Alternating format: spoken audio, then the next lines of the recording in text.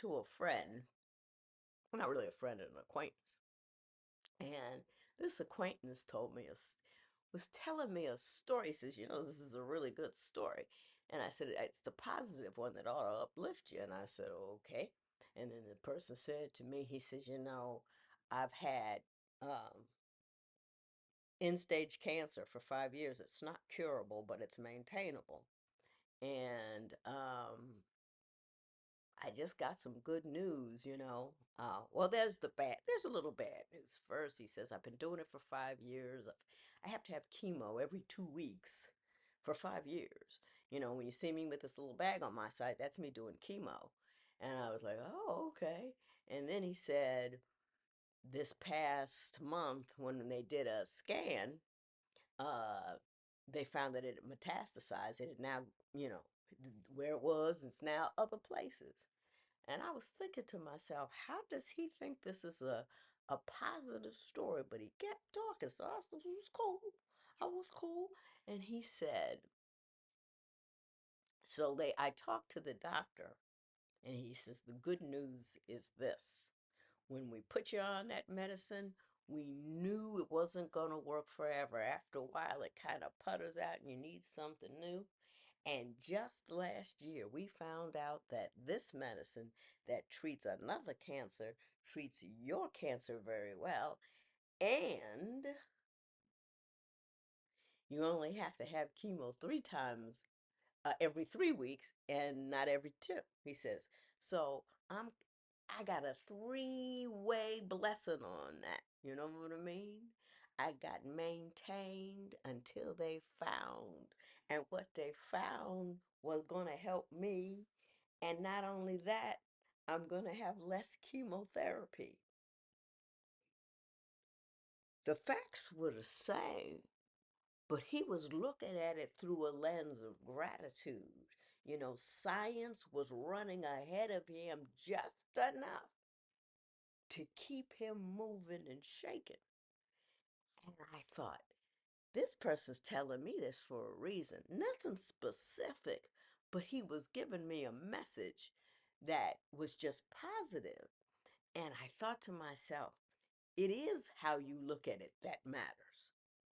How you feel about it depends on how you look at it.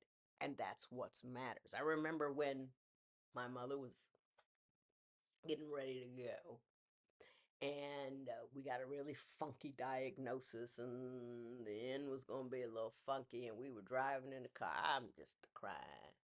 And she says, Lenny, maybe this is good. And I said, how's that? He said, maybe I will be so miserable by the time it's my time to go, it will be a blessing.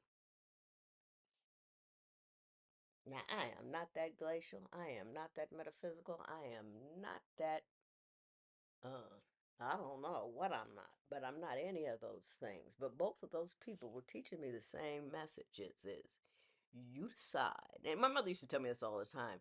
You have to use, when something bad happens to you, you have to use the whole thing. You can't just use the pain. You got to use the lesson as well. And you also got to see what it gives you an opportunity, because if it's a fact you can't change, you've got to decide how you want to feel about it.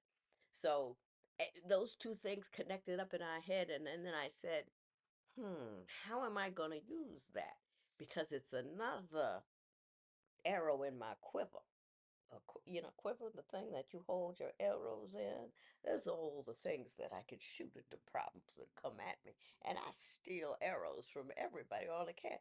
But the thing is, if you find a new arrow and you put it in the quiver and you don't shoot it soon, you might forget it's there. So I like to use it immediately. So what I did was I thought about it, and then I said, the fact that I have a cold for a second week in the road is not just an indication that I'm sick, but it's an indication that I'm getting out more. Because you can't catch other people's colds if you're at home. I was home for 2 years, stayed perfectly healthy. Now I'm out and about. That means, I'm doing a little getting out as well. Now the dogs are fighting. Do you hear that?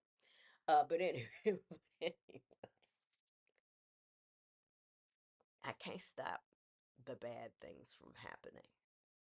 And when there is a market busting bad thing that's happening to you, odds are you're not going to be able to find any silver lining. There was no silver lining for a couple of years after I lost Big E.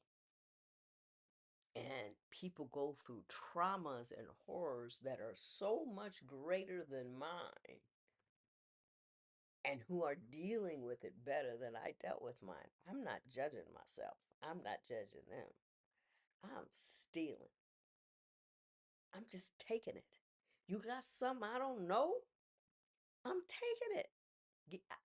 If I got knowledge, I learned from a thief once. One time, I was all excited about, oh, I was going to teach this thief a lesson about how it wasn't economically advantaged because all the time he spent in jail, vis-a-vis all of the crimes that he had conducted, he was working for $1.99 an hour. And he said, "Excuse me, Judge, what you don't understand is this: for every crime you have on there, I got away for it 20 times. So economically, it doesn't matter."